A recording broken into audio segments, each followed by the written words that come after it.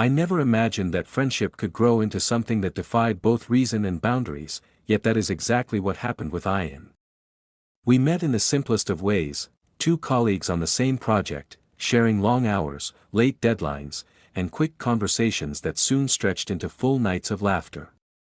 At first, it was nothing more than companionship, the kind that eases the weight of a long day. But there was something in his voice, in the way his eyes lingered when I spoke, that unsettled me in the most disarming way. Every evening after work, Ian would call. His excuse was always casual: I just needed to clear my head, or I can't sleep, thought I'd check in, but beneath his words I sensed a need that mirrored my own. I, too, found myself waiting for the sound of his voice, as though my day wasn't complete until I heard it. Our conversations traveled far beyond surface chatter. We shared secrets from our childhoods, regrets from our past, even the fragile dreams we never dared to tell others. Slowly, the line between friendship and something deeper began to blur. When Ian laughed, it wasn't just sound, it was warmth, flowing straight into my chest. When he sighed in silence, I carried the weight of that pause as though it belonged to me.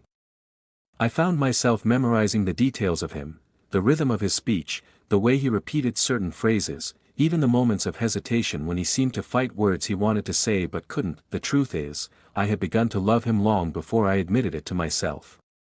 It wasn't sudden, it was a slow-burning awareness that crept into every moment we shared. Each night became our ritual. We would talk until exhaustion tugged at our voices, yet neither of us wanted to hang up. There was a comfort in his presence, a strange kind of safety that came with being seen without judgment. Still, underneath all that safety, a quiet storm brewed: desire, unspoken yet undeniable. One night, after a particularly heavy conversation about choices we regretted, the silence stretched longer than usual. I could hear Ian breathing on the other side, slow and uncertain. Finally, he said my name in a way I had never heard before, soft, careful, almost like a confession. That single moment altered something fundamental between us. It wasn't the words themselves but the way they carried weight, an acknowledgement of feelings neither of us dared to articulate. From then on, everything felt charged. When we met in person, every gesture seemed layered with meaning. His hand brushing mine as he passed me a file, his eyes holding mine a second too long, small, ordinary moments that suddenly burned with significance. I should have resisted. I should have kept our bond safely within the realm of friendship. But I didn't want to. The closeness had already become essential, like oxygen. The complication, of course, was that Ian was not free. He had a partner who loved him, someone who trusted his loyalty. That truth should have been enough to halt my thoughts, to remind me of limits I had no right to cross. Yet the more I tried to suppress the growing ache inside me, the stronger it became. Love, once awakened, is not easily silenced. The first turning point came late one evening when we sat side by side, working through unfinished tasks. The office was nearly empty, shadows stretching across the walls, the hum of the air conditioner filling the silence between us. I reached for a pen at the same time he did, and our hands collided. Neither of us pulled away immediately.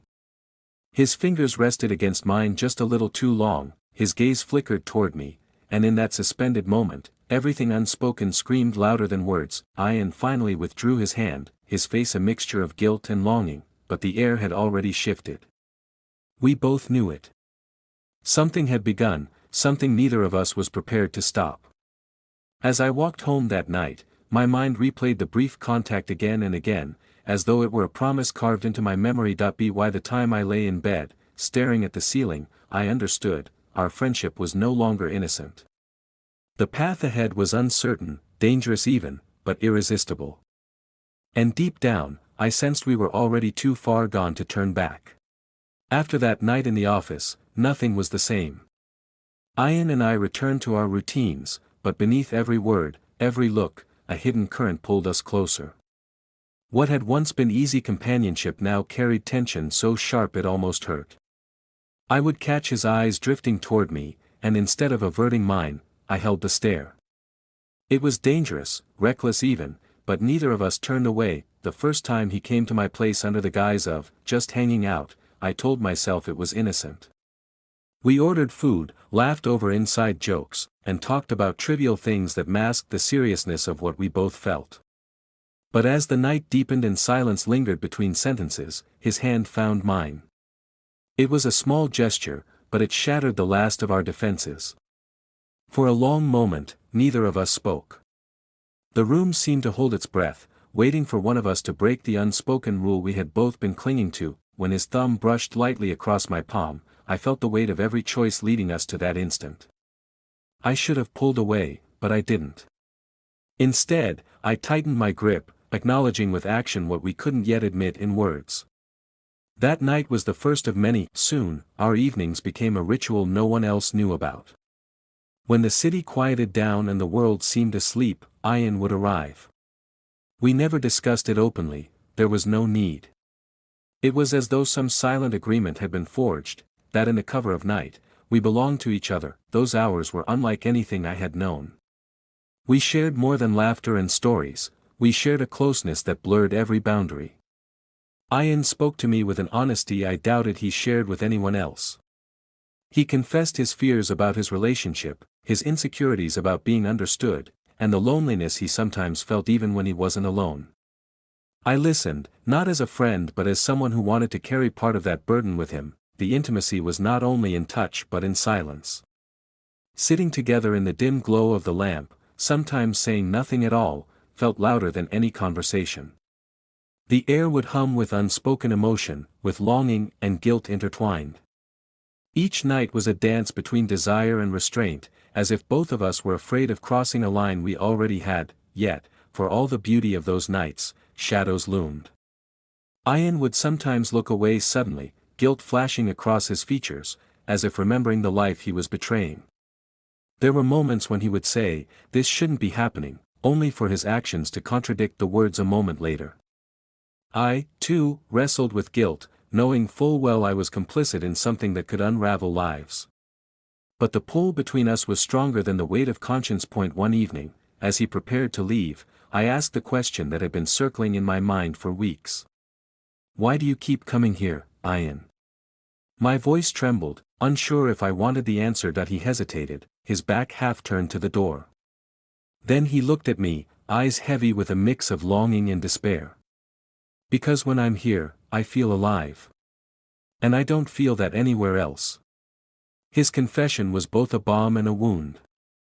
It soothed my need for affirmation but deepened the ache of knowing this love was borrowed, temporary, stolen from another. From that night onward, there was no pretending. We stopped calling it friendship. We stopped lying to ourselves. Every touch, every glance, every whispered word carried the full weight of what we had become, lovers hidden in plain sight, but with that truth came a sharper awareness of risk.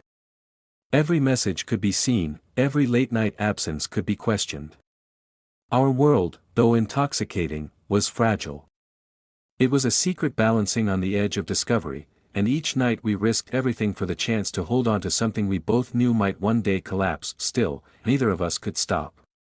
The nights belonged to us, and we lived them as though they were stolen treasures, fragile and fleeting, but precious beyond measure.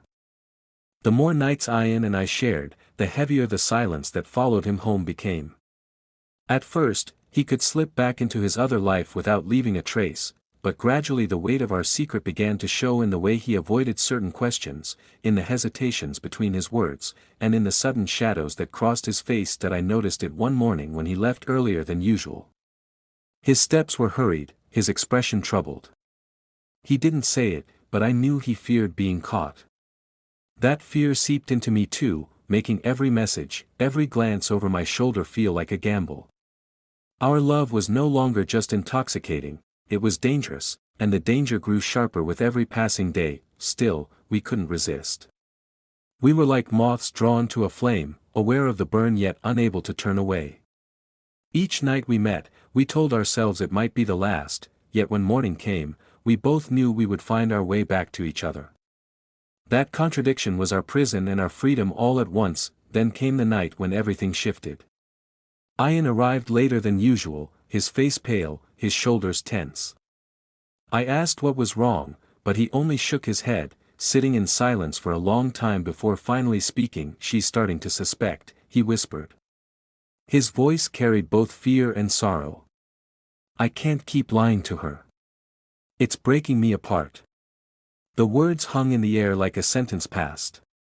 I wanted to tell him that love is worth the risk, that what we had was real, but his eyes told me he was already slipping away. That I reached for his hand, desperate to hold on to him a little longer. Do you regret us? I asked. His grip tightened, trembling. No, he said firmly, almost fiercely. I don't regret a single moment. But I don't know if I can keep living in two worlds. That night we clung to each other with a desperation we had never shown before, as though both of us knew it might be the last time. Every touch was charged with the awareness of endings, every whispered word carried the weight of unspoken goodbyes. When he finally left, I sat alone in the dim light, the echo of his presence lingering like a fading heartbeat. The following days were unbearable. His messages grew shorter, his calls less frequent. I understood why, but the silence hollowed me out. It was as though a part of me had been carved away, leaving an emptiness that nothing else could fill. When we finally met again, weeks later, the change was undeniable. Ian looked tired, older somehow, his smile faint and strained. We sat together in silence for a long time before he finally spoke. I can't keep this going, he said quietly. I owe her the truth. And I owe myself clarity. I nodded, though my throat ached with unshed tears. I wanted to argue, to beg him to stay, but deep down I knew he was right. Infidelity always demands its price, and ours had come due. That we said goodbye that night without drama, without anger. Just two souls acknowledging the end of something that had once felt endless. He kissed my forehead softly, lingering for a moment as if to memorize the shape of me, then walked away. I watched until he disappeared into the night, carrying with him both my love and my silence. Now, when I lie awake in the quiet hours, I think of those nights we shared, the laughter, the confessions, the stolen moments of joy. They were beautiful, fragile, and forbidden. They made me feel alive in ways I had never known. Even as they left scars I still carried. That I do not hate Ian, nor do I hate what we had. Love is rarely simple, and ours was tangled in secrecy and betrayal, but it was love all the same. What remains is bittersweet, the memory of something special, something that can never be spoken aloud, yet will forever shape the person I have become. And though I live now with only the echo of his voice, I know that for a time, in the stillness of those secret nights, we truly belong to each other.